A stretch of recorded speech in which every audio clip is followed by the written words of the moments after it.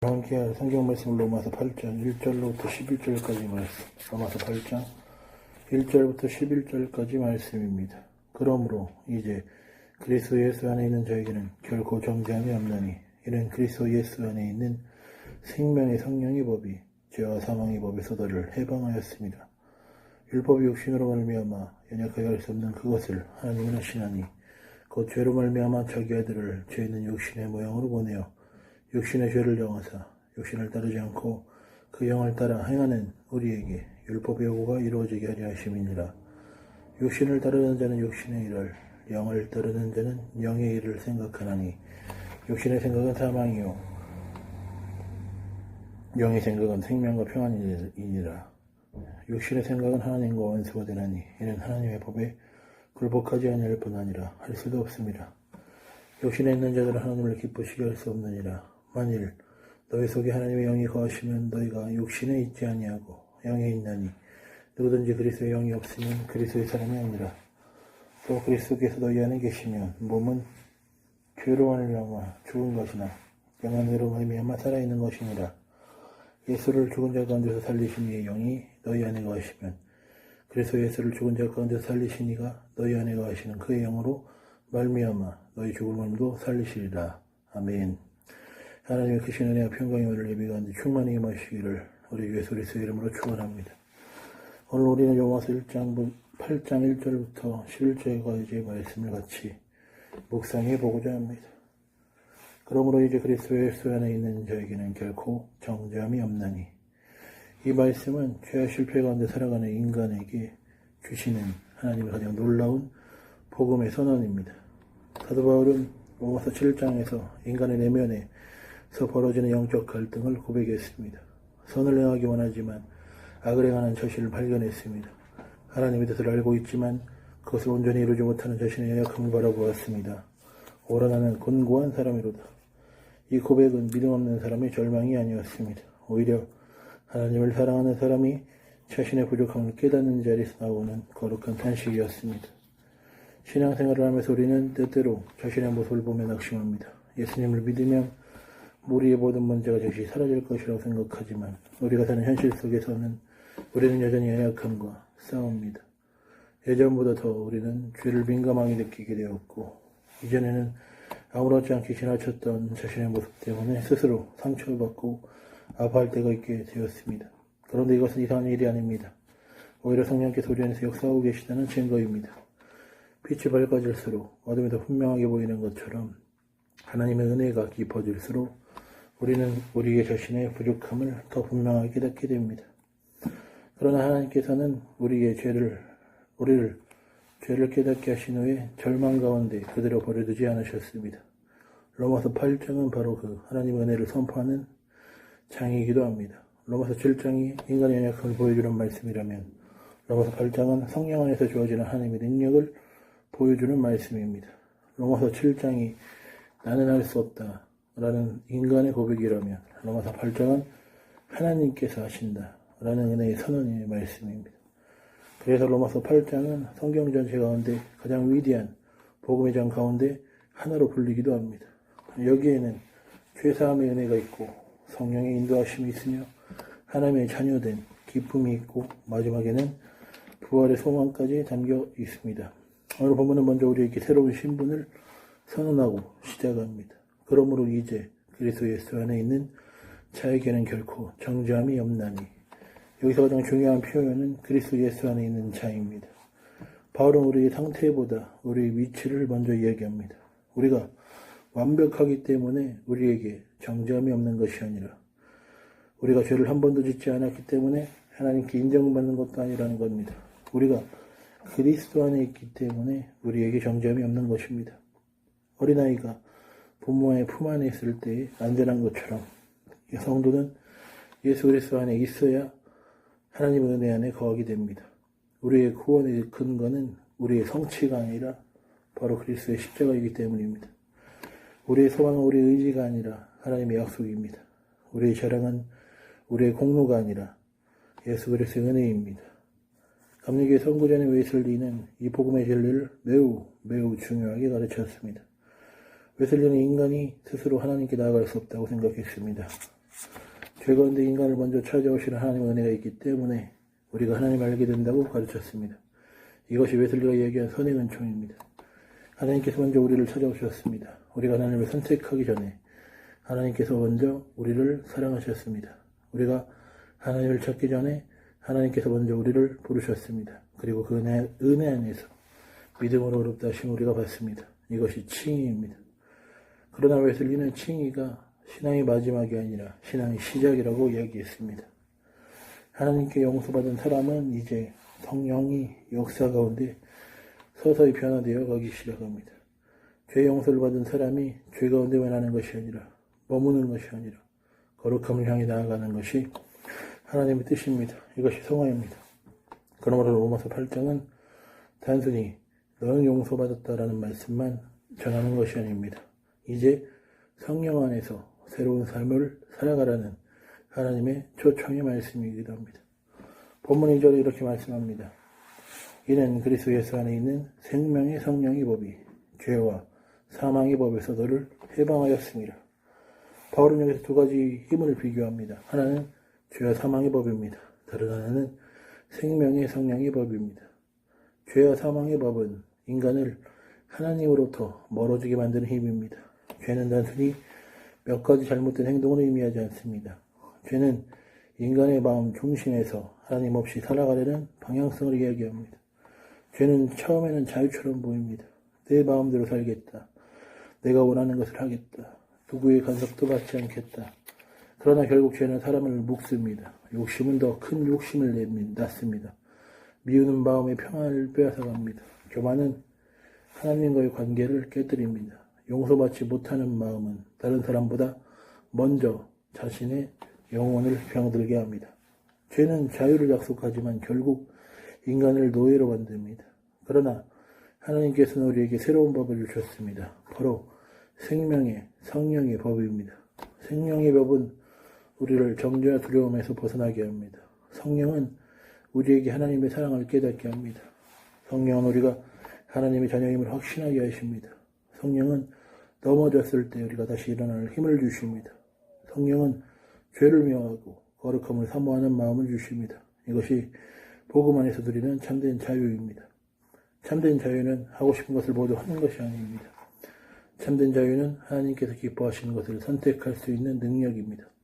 죄에게 끌려가는 삶에서 벗어나 하나님을 향해 걸어갈 수 있는 능력입니다. 성령께서는 우리의 삶을 억지로 바꾸지 않으십니다. 우리 안에서 새로운 소원을 일으키십니다. 전에는 기도가 부담이었는데 이제 하나님과 대화하고 싶어집니다. 전에는 말씀이 어려웠는데 이제 말씀 안에서 길을 찾게 됩니다. 전에는 용서가 불가능해 보였는데 이제는 십자가의 은혜를 생각하면서 용서할 힘을 얻습니다. 이것이 성령께서 이루시는 변화입니다. 본문 3절과 4절은 우리에게 하나님께서 어떻게 죄의 문제를 해결하셨는지를 보여줍니다. 율법이 육신으로 말미암아 연약하여 할 수 없는 그것을 하나님은 하시나니 바울은 율법 자체에 문제가 있다고 말하지 않습니다. 율법은 거룩하고 선하며 하나님께서 주신 귀한 선물입니다. 율법은 인간에게 하나님의 뜻이 무엇인지 보여줍니다. 무엇이 선한 것이며 무엇이 악한 것임을 깨닫게 합니다. 그러나 율법은 인간을 변화시키는 능력이 없습니다. 마치 거울이 우리 얼굴에 묻은 더러움을 보여줄 수는 있지만 그 더러움을 씻어줄 수 없는 것과 같습니다. 거울은 문제를 발견하게 하지만 문제를 해결하지는 못합니다. 율법은 죄가 무엇인지 죄를 깨닫게 하지만 죄의 권세에서 우리를 해방시키지는 못합니다. 왜 그렇습니까? 문제는 하나님의 말씀이 부족해서가 아니라 인간의 본성이 죄 아래에 있기 때문입니다. 사람은 무엇이 옳은지 알면서도 잘못된 길을 선택할 때가 있습니다. 사랑해야 한다는 것을 알면서도 미워합니다. 용서해야 한다는 것을 알면서도 마음속에 상처를 붙잡고 살아갑니다. 하나님을 신뢰해야 한다는 것을 알면서도 염려와 두려움에 사로잡힙니다. 이것이 죄 아래에 있는 인간의 현실입니다. 그래서 하나님께서는 율법만 보내신 것이 아니라 자신 아들을 보내셨습니다. 곧 죄로 말미암아 자기 아들을 죄 있는 육신의 모양으로 보내어 육신의 죄를 정하사. 이 말씀은 복음의 핵심의 하나이기도 합니다. 하나님께서 멀리서는 인간의 실패를 바라만 보고 계시지 않으셨습니다. 죄 가운데 있는 인간을 외면하지 않으셨습니다. 친히 우리 가운데 오셨습니다. 하나님 아들 예수 그리스도께서 인간의 몸을 입고 이 땅을 오셨습니다. 우리의 아픔을 경험하셨고 우리의 시험을 견디셨으며 마침내 십자가에서 우리 모두의 죄를 담당하셨습니다. 십자가는 하나님의 사랑과 공의가 만나는 자리입니다. 하나님께서는 죄를 가볍게 여기지 않으셨습니다. 그러나 죄인을 포기하지도 않으셨습니다. 죄는 심판하시되 죄인은 구원하시기 위해 예수 그리스도를 보내셨습니다. 그리스도의 십자가로 말미암아 죄의 권세는 무너졌습니다. 그러므로 이제 성도는 더 이상 과거의 죄에 붙잡혀 살아가는 사람이 아닙니다. 죄가 우리를 넘어뜨릴 수는 있지만 우리를 지배할 수는 없습니다. 실패할 수는 있지만 우리는 다시 일어설 수 있습니다. 넘어질 수는 있지만 우리는 하나님의 은혜 안에서 회복될 수 있습니다. 왜냐하면 우리 안에 성령께서 역사하시기 때문입니다. 바울은 계속해서 이야기합니다. 육신을 따르지 않고 그 영을 따라 행하는 우리에게 율법의 요구가 이루어지게 하려 하심이니라. 여기서 중요한 것은 율법의 요구가 이루어진다는 말씀입니다. 그리스도인은 율법을 폐기한 사람이 아닙니다. 오히려 성령 안에서 하나님의 뜻을 이루어가는 사람입니다. 그러나 방식이 달라졌습니다. 과거에는 두려움 때문에 순종하려 했습니다. 벌을 받을까 두려워 하나님 말씀을 지키기로 했습니다. 그러나 이제는 사랑 때문에 순종합니다. 하나님의 은혜를 경험했기 때문에 하나님을 기쁘시게 하는 삶을 살고 싶어진 것입니다. 이것이 복음이 만들어내는 변화입니다. 웨슬리는 그리스도인의 거룩함을 단순히 외적인 규칙을 지키는 것으로 보지 않았습니다. 그는 마음이 하나님의 사랑으로 새로워지는 것을 강조했습니다. 참된 성화는 행동이 변화 이전에 마음의 변화가 있습니다. 마음이 변화되면 삶이 변화합니다. 생각이 변화되면 말이 변합니다. 내면이 변화되면 관계가 변화합니다. 성령께서는 우리의 겉모습만 고치시는 분이 아닙니다. 우리의 존재의 중심을 새롭게 하시는 분이십니다.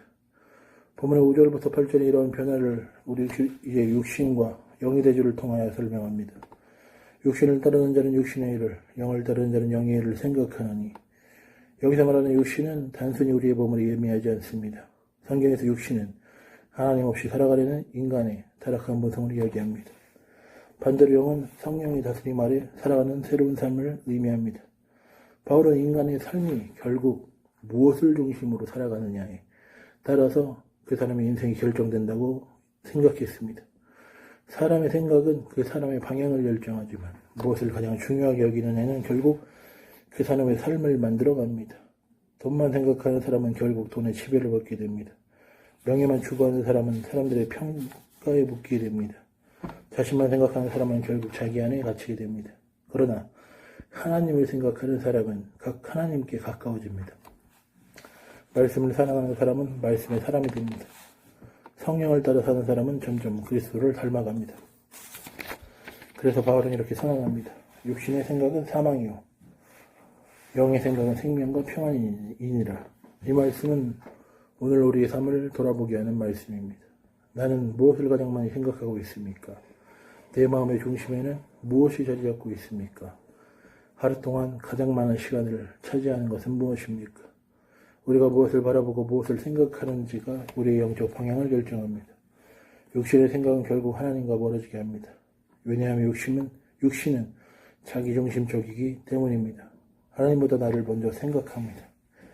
하나님의 뜻보다 나의 뜻을 먼저 앞세웁니다. 하나님의 영광보다 나의 만족을 추구합니다. 그러나 성령께서 들으시는 사람은 달라집니다. 하나님의 뜻을 먼저 구합니다.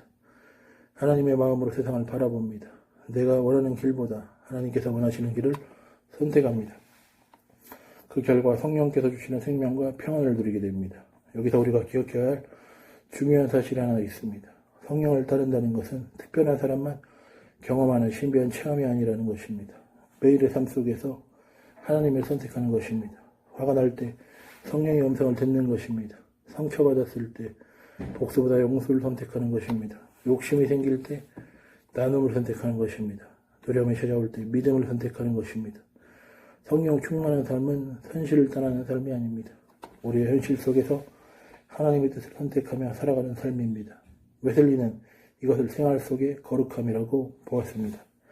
하나님을 사랑하는 마음은 반드시 이웃을 사랑하는 삶으로 나타나야 합니다. 하나님께 받은 은혜는 반드시 세상 속에서 사랑과 섬김으로 흘러가야 합니다. 그래서 감리교 신앙은 개인의 구원에만 머물지 않습니다. 세계는 나의 교부다라고 고백했던 웨슬리처럼 성도는 세상 속에서 하나님의 사랑을 실천하는 사람입니다. 기도하는 사람은 결코 세상을 외면하지 않습니다. 말씀을 하는 사람은 이웃의 아픔에 외면하지 않습니다. 성령으로 충만한 사람은 자신만의 평안을 추구하지 않고 하나님의 정의와 사랑을 이루어갑니다. 본문 9절에서 17절은 로마서 8장의 중심이 되는 가장 중요한 선언을 담고 있습니다. 만일 너희 속에 하나님의 영이 거하시면 너희가 육신에 있지 아니하고 영에 있나니 누구든지 그리스도의 영이 없으면 그리스도의 사람이 아니라. 바울은 여기서 성도의 정체성을 이야기합니다. 그리스도인은 단순하게 종교적인 지식을 가진 사람이 아닙니다. 교회에 오래 다닌 사람만을 의미하지도 않습니다. 많은 봉사를 한 사람을 의미하지도 않습니다. 그리스도인은 그 안에 하나님의 영이 거하는 사람입니다. 기독교 신앙의 가장 놀라운 은혜는 하나님께서 우리 밖에만 계시는 것이 아니라 우리 안에도 거하신다는 말씀입니다. 사실입니다. 구약시대에는 하나님께서 성막과 성전에만 임재하셨습니다. 이스라엘 백성은 하나님의 임재를 경험하기 위해 성전으로 나아갔습니다. 그러나 예수 그리스도의 십자가와 부활 이후에 하나님께서는 성령으로 믿는 자 안에 거하시기 시작하셨습니다. 이것이 새 언약의 놀라운 축복입니다. 하나님께서 우리의 삶 가운데 찾아오십니다. 우리의 마음 가운데 거하십니다. 우리의 생각을 인도하시고 우리의 걸음을 붙드십니다. 그래서 바울은 너희 속에 하나님의 영이 거하시면이라고 말합니다. 성도의 가장 큰 축복은 외적인 환경이 변화되는 것만이 아닙니다. 가장 큰 축복은 내 안에 하나님이 계시는 것입니다. 세상의 모든 조건을 가지고 있어도 마음속에 하나님이 없다면 참된 평안을 누릴 수 없습니다. 그러나 가진 것이 부족해도 하나님이 함께 하시면 흔들리지 않는 평안을 누릴 수 있습니다. 왜냐하면 우리의 소망이 환경에 있지 않고 하나님께 있기 때문입니다. 우리가 신앙생활하는 이유는 단순히 복을 받기 위해서가 아닙니다. 하나님께서 우리 안에 거하시고 우리를 하나님의 사람으로 변화시키기 때문입니다. 성령께서는 우리 안에 계셔서 세 가지 놀라운 일을 행하십니다. 첫째, 성령께서는 우리에게 하나님의 자녀라는 확신을 주십니다. 많은 사람들이 자신의 부족함 때문에 하나님의 사랑을 의심합니다. 내가 이렇게 부족한데 하나님께서 나를 사랑하실까? 내가 이렇게 자주 낙심하고 넘어지는데 하나님께서 나를 받아주실까? 그러나 성령께서는 우리의 감정이 아니라 하나님의 약속을 붙들게 하십니다. 우리가 잘해서 하나님의 자녀가 된 것이 아니라 하나님께서 은혜로 우리를 자녀 삼아 주셨다는 사실을 우리가 깨닫게 합니다. 둘째, 성령께서는 우리를 거룩한 삶으로 이끄십니다. 성령은 단순히 마음의 위로만 주시는 분이 아닙니다. 우리의 삶을 변화시키시는 분이십니다. 미움이 사랑으로 바뀌게 하십니다. 교만이 겸손으로 바꾸게 하십니다. 욕심이 나눔으로 바뀌게 하십니다. 우리의 절망이 소망으로 바뀌게 하십니다. 성령께서 역사하시는 곳에서는 반드시 변화가 일어납니다. 물론 그 변화는 하루아침에 완성되지 않습니다. 나무가 자라 열매를 맺기까지 시간이 필요한 것처럼 우리의 영혼도 성령 안에서 자라나는 시간이 필요합니다. 웨슬리는 이것을 성화의 과정이라고 이야기했습니다. 하나님께서는 우리를 한순간에 완성된 사람으로 만드시지 않습니다. 날마다 은혜를 공급하시면서 조금씩 예수 그리스도의 형상을 회복하게 하십니다. 셋째, 성령께서는 우리에게 부활의 소망을 주십니다. 본문 11절은 말씀합니다. 예수를 죽은 자 가운데서 살리신 이의 영이 너희 안에 거하시면 그래서 예수를 죽은 자 가운데서 살리신 이가 너희 안에 거하시는 그의 영으로 말미암아 너희 죽을 몸도 살리시리이다. 얼마나 놀라운 약속입니까? 우리 안에 거하시는 성령은 단순히 현재의 삶만 도우시는 분이 아니라는 것입니다. 장차 우리를 완전한 생명으로 인도하시는 부활의 영이시기도 합니다. 예수님을 죽음 가운데 살리신 능력이 오늘 우리 안에 거하십니다. 그러므로 성도는 죽음을 두려움으로만 받아보지 않습니다. 우리에게는 부활의 소망이 있기 때문입니다. 세상 사람들은 인생의 마지막을 무덤으로 생각합니다. 그러나 믿음의 사람에게는 무덤은 끝이 아닙니다. 하나님께서 다시 일으키실 약속의 자리입니다. 이 소망은 현재의 고난을 견디게 하는 힘이 됩니다. 어려움이 있어도 포기하지 않습니다. 눈물이 있어도 절망하지 않습니다. 왜냐하면 우리의 마지막은 실패가 아니라 하나님의 영광이기 때문입니다. 로마서 8장은 우리에게 세 가지 중요한 진리를 가르쳐 주었습니다. 첫째, 그리스도 안에 있는 사람에게는 정죄함이 없습니다. 우리는 과거의 죄에 묶여 살아가는 사람이 아닙니다. 십자가의 은혜 안에서 용서받은 사람입니다. 둘째, 성령을 따라 살아가는 사람은 생명과 평안을 누립니다. 우리는 육신의 욕망에 끌려가는 사람이 아니라 성령의 인도하심을 받는 사람입니다. 셋째, 성령 안에 있는 사람에게는 부활의 소망이 있습니다. 우리의 인생은 죽음으로 끝나지 않습니다. 하나님께서 약속하신 영원한 생명을 향해 나아가는 여정입니다. 그러므로 성도는 자신의 약함 때문에 낙심하지 말아야 합니다. 우리가 믿음의 길을 걷는 동안 여전히 부족함이 있다는 것은 이상한 일이 아닙니다. 중요한 것은 우리가 완벽하냐가 아니라 누구를 의지하며 살아가느냐입니다. 자신을 의지하며 우리는 넘어질 수밖에 없습니다. 그러나 우리가 성령을 의지하면 우리는 다시 일어날 수 있습니다. 우리 힘으로 거룩해지는 것이 아니라 하나님의 은혜가 우리를 거룩하게 만드십니다. 우리의 신앙생활은 정죄를 피하기 위한 두려움의 삶이 아닙니다. 이미 그리스도 안에서 용서받고 받아들여진 사람이 하나님의 사랑에 응답하며 살아가는 은혜의 삶입니다. 많은 사람들이 신앙생활을 하면서도 여전히 죄책감과 두려움 속에 살아갑니다. 나는 너무 부족하다. 나는 아직도 변하지 않았다. 나는 하나님 앞에 부끄러운 모습이 너무 많다. 이런 생각 때문에 하나님께 가까이 나아가지 못할 때가 있습니다. 그러나 오늘 말씀은 분명하게 선포합니다. 그러므로 이제 그리스도 예수 안에 있는 자에게는 결코 정죄함이 없나니 하나님께서는 우리의 연약함을 모르시는 분이 아닙니다. 우리의 실패를 모르시는 분도 아닙니다. 우리의 부족함을 모두 아십니다. 그럼에도 불구하고 하나님께서는 우리를 버리지 않으셨습니다.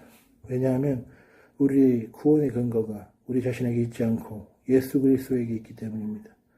우리가 넘어질 때 붙들어 주시는 분도 예수님이시고 우리가 다시 일어나서 힘을 주시는 분도 성령님이십니다. 그러므로 성도는 자신의 연약함을 바라보면서 절망하는 사람이 아니라 하나님의 은혜를 바라보면서 다시 일어나는 사람이 되어야 합니다. 웨슬리는 이것을 은혜의 삶이라고 가르쳤습니다. 그는 하나님의 은혜가 인간의 삶 전체를 이끌어간다고 보았습니다. 하나님께서 우리가 알기 전에 먼저 찾아오시는 선의 은총으로 우리를 일깨우십니다. 우리가 믿음으로 응답할 때 칭의의 은혜로 우리를 의롭다 하십니다. 그리고 성령께서는 계속해서 우리 안에서 역사하시며 우리를 거룩하게 변화시키십니다. 마침내 하나님의 은혜는 우리를 영화의 영광으로 인도하십니다. 그러므로 우리는 신앙은 처음부터 끝까지 하나님의 은혜입니다. 우리가 구원받은 것도 은혜이고 오늘 믿음을 지키는 것도 은혜이며 마지막까지 믿음의 길을 걸어가는 것도 은혜입니다. 로마서 8장 1절부터 11절까지 말씀은 단순히 죄사함에 대한 말씀이 아닙니다. 이 말씀은 새로운 삶에 대한 선언의 말씀입니다. 과거에는 죄가 우리를 지배했습니다. 그러나 이제는 성령께서 우리 안에 거하십니다. 과거에는 우리가 죄와 사망의 법 아래에 있었습니다. 그러나 이제는 생명의 성령의 법에서 안에서 살아갑니다. 과거에는 하나님과 원수된 삶을 살았습니다. 그러나 이제는 하나님의 자녀로 하나님을 기쁘시하는 삶을 살아갑니다. 이 변화가 복음의 능력입니다.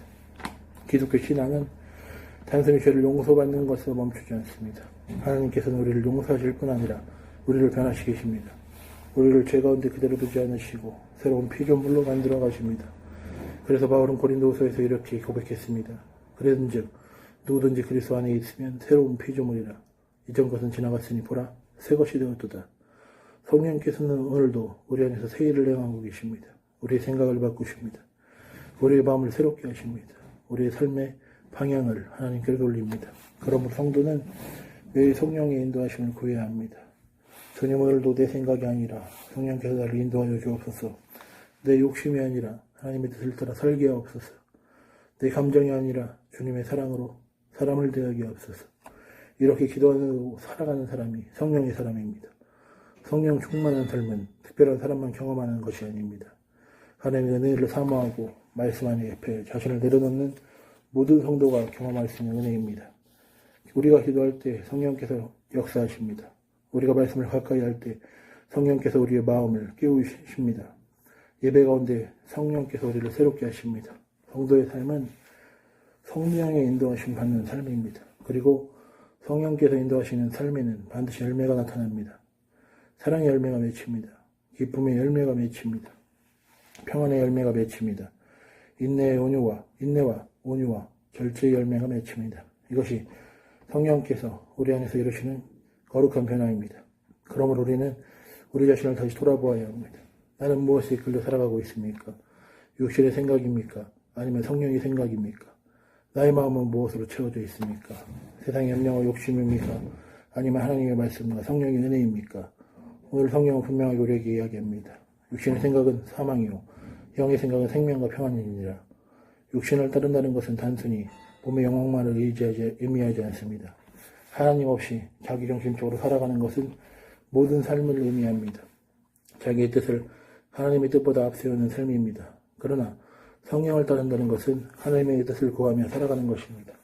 내 생각보다 하나님의 말씀을 앞세우는 것입니다. 내 욕심보다 사랑과 성김을 선택하는 것입니다. 내 영광보다 하나님의 영광을 바라보는 것입니다. 이것이 성령 안에서 살아가는 삶입니다. 웨슬리는 참된 신앙은 개인의 영혼 구원에만 머물지 않는다고 가르쳤습니다. 하나님의 은혜로 변화된 사람은 반드시 세상 속에서 사랑을 실천해야 합니다. 하나님을 사랑하는 사람은 이웃을 사랑합니다. 성령으로 충만한 사람은 자신의 삶을 통하여 하나님의 사랑을 흘려보냅니다. 이것이 감리교가 강조하는 사회적 성화의 모습이기도 합니다. 성령께서 우리 안에 거하신다는 것은 교회 안에서만 신앙생활을 한다는 뜻이 아닙니다. 가정에서 사랑으로 살아가는 것입니다. 직장에서 정직하게 살아가는 것입니다. 세상 속에서 정의와 자비를 실천하는 것입니다. 어려운 이웃을 돌아보고 상처 입은 사람을 품으며 하나님의 나라가 이 땅 가운데 임하도록 살아가는 것입니다. 성령은 우리를 자기만을 위한 사람이 아니라 하나님과 이웃을 사랑하는 사람으로 변화시키십니다. 로마서 8장 1절부터 11절까지의 말씀은 우리에게 놀라운 복음을 선포하였습니다. 정죄함이 없다. 왜입니까? 예수 그리스도께서 우리의 죄를 담당하셨기 때문입니다. 해방되었다. 왜입니까? 생명의 성령의 법이 죄와 사망의 법에서 우리를 자유롭게 하셨기 때문입니다. 우리가 새로운 삶을 살 수 있다. 왜입니까? 하나님의 영이 우리 안에 거하시기 때문입니다. 우리는 더 이상 죄의 노예가 아닙니다. 우리는 더 이상 과거의 실패에 묶여있는 사람도 아닙니다. 우리는 성령 안에서 새로운 생명을 받은 하나님의 자녀입니다. 그러므로 오늘도 성령을 의지하십시오. 내 힘으로 살려고 하지 마십시오. 내 의지만 믿지 마십시오. 성령께서 우리 안에 거하시며 우리를 붙드시고 인도하십니다. 우리가 넘어질 때 우리를 다시 일으키십니다. 우리가 낙심할 때 우리에게 소망을 주십니다. 우리가 연약할 때 우리에게 새 힘을 공급하십니다. 그리고 마침내 우리를 그리스도의 형상으로 변화시키십니다. 오늘도 우리 모두가 그리스도 예수 안에서 결코 정죄함이 없는 은혜를 누리고 생명의 인도하심의 가운데 살아가며 예수 그리스도를 닮아가는 성화의 열매를 풍성히 맺는 복된 성도들이 될 수 있기를 우리 주 예수 그리스도의 이름으로 축원합니다. 기도하겠습니다. 거룩하신 하나님 아버지, 죄와 사망의 권세 아래 있던 우리를 예수 그리스도의 십자가 은혜로 구원하시고 생명의 성령 보고 새롭게 하여 주심을 감사드립니다. 우리 안에 여전히 남아있는 연약함을 바라보며 낙심하지 않게 하시고 언제나 예수 그리스도의 은혜와 성령의 능력을 의지하며 살아가게 하옵소서. 육신의 생각을 버리고 성령의 인도하시는 따라 생명과 평안의 길을 걷게 하시며 우리의 마음과 생각과 삶이 날마다 새롭게 변화되게 하옵소서. 우리 안에 거하시는 성령께서 사랑과 기쁨과 평안의 열매를 맺게 하시고 가정과 교회와 세상 속에서 하나님의 사랑을 나타내는 거룩한 백성이 되게 하옵소서. 끝까지 우리를 붙드시고 마침내 부활의 영광에 이르게 하실 주님과의 약속을 붙들고 살아가게 하옵소서. 우리 주 예수님 이름으로 기도드립니다. 아멘.